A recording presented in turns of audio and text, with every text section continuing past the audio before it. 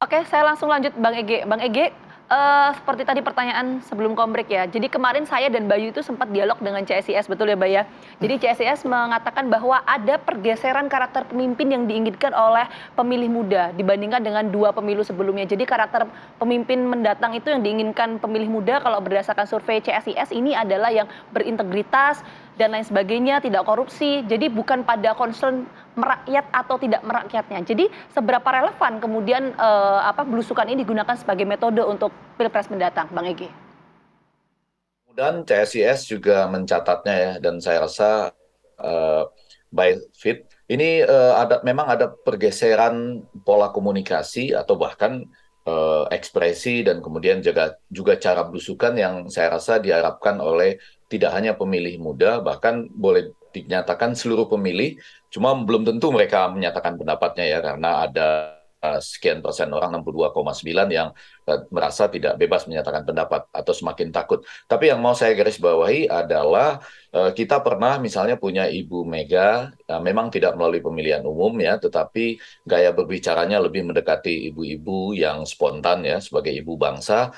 Kemudian ada Pak SBY, berbicara itu sistematis sekali dengan mimik yang terlihat pintar dan keren. Kemudian disambung oleh Bapak Jokowi ya, seperti biasa, lepas seperti rakyat biasa, ekonomi nanti akan meroket gitu. Sana ambil sepedanya, kemudian kalau menteri-menteri masih ekspor, nanti masih impor, nanti tak reshuffle misalnya. Nah, sekarang jangan-jangan menurut saya yang ingin dilihat oleh masyarakat, khususnya pemilih muda, dan secara umum juga demikian menurut saya, itu adalah mereka yang tadi oke punya integritas, kemudian tampil meyakinkan, jangan-jangan juga berbicaranya termasuk lebih sistematis dan terlihat pintar begitu. Ini yang menjelaskan kenapa seperti kata Ibu Monica tadi, Ganjar itu selalu stabil karena memang menurut saya kemampuan berkomunikasinya paling atas serta dia bisa konteks ke masyarakatnya dapat, pintarnya juga terlihat.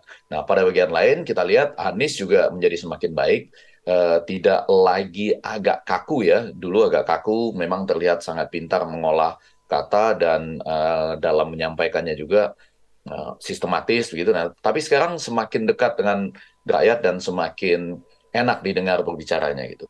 Jadi ini menjadi catatan bagi tokoh-tokoh lain, misalnya seperti Pak Prabowo.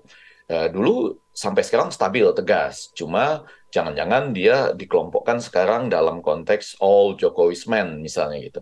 Nah, ini juga menjadi catatan penting karena menurut saya, baik belusukan maupun cara-cara berkomunikasi, baik verbal maupun visualnya, sekarang itu orang membutuhkan kontinuitas pembangunan, tapi cukup kritis gitu. Nah, ini yang menjadi catatan bagi saya ya, dalam konteks belusukan maupun misalnya kalau melakukan sesuatu, melakukan pengecekan harga atau misalnya melihat infrastruktur atau Pak Prabowo sekarang berbicara tentang peningkatan pertahanan kita, tetap harus ada kontinuitas pembangunan, tidak terlalu misalnya menjadi memuji-muji presiden sebelumnya karena itu yang akan menjadi catatan bagi pemilih muda maupun pemilih pada umumnya menurut saya.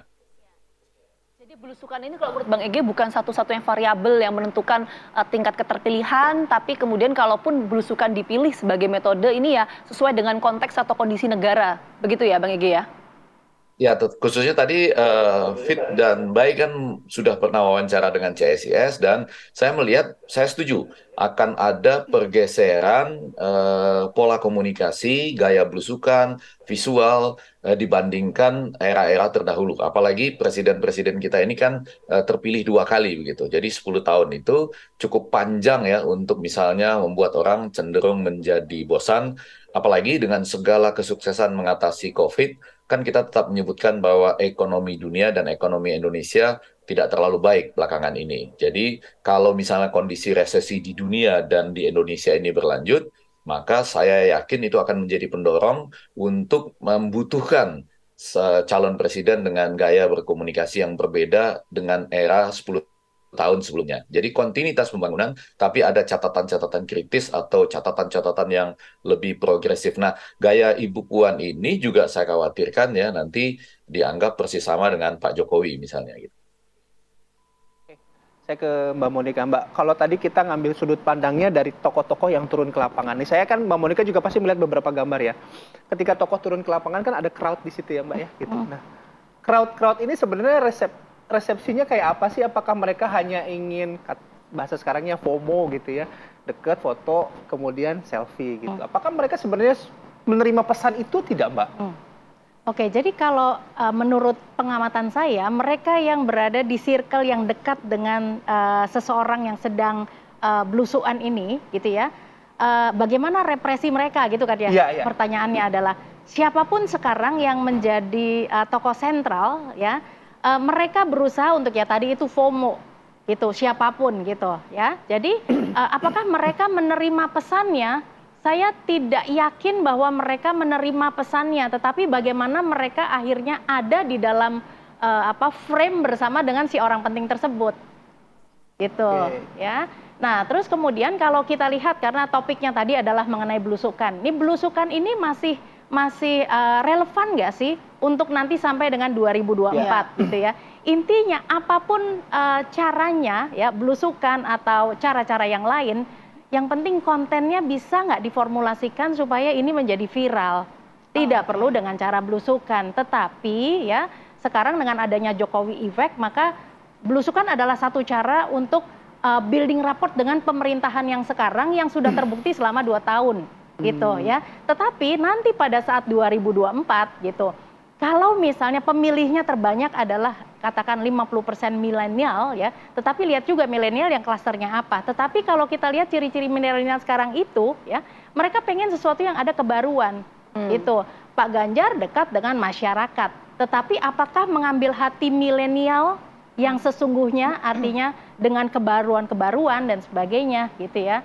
Pak Ridwan Kamil atau mungkin AHY. Nah ini anak-anak ini sekarang orang-orang muda ini suka dengan kebaruan. Jadi mungkin tidak sama seperti konsepnya di startup culture bahwa mereka tidak melihat dokumentasi yang lama, tetapi apa kebaruan apa yang baru.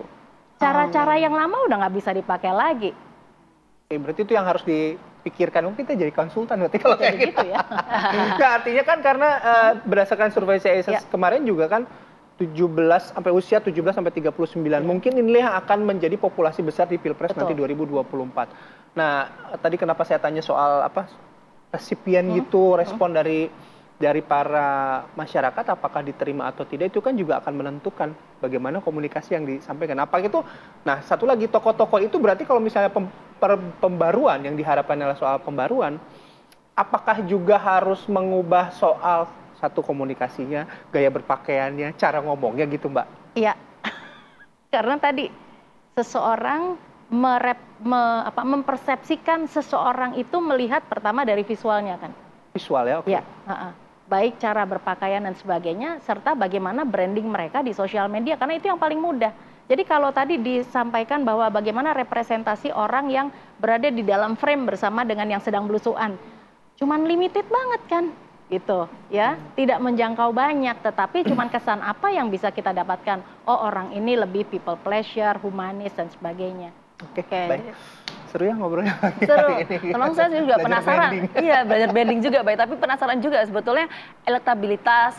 Karena tadi kan pertanyaan Bayu juga ya, apakah kemudian belusukan ini bisa meningkatkan elektabilitas? Tapi tingkat keterpilihan itu berdasarkan elektabilitas atau kinerja dari mesin parpol. Itu kan juga menarik ya. Itu jadi PR ya setiap tokoh-tokoh nanti yang memutuskan untuk terjun di Pilpres 2024. Apa, Bang? Bayu, ya, Fit, saya sedikit saja. Belusukan itu kan tidak hanya apa yang terlihat di layar, tetapi juga apa yang tertinggal di pesan dan perasaan mereka yang tersentuh. Belusukan itu selalu punya posisi tersendiri dalam dunia komunikasi politik. Jadi tidak hanya yang tampil di layar, tetapi juga bagaimana misalnya tersentuh ya, sempat ngobrol sedikit saja walaupun tidak muncul di layar, itu punya kesan tertentu juga. Oke, baik. Baik, terima kasih Bang Ege. Mbak Monica juga terima kasih. Terima kasih banyak Mbak Monica. Pagi hari ini.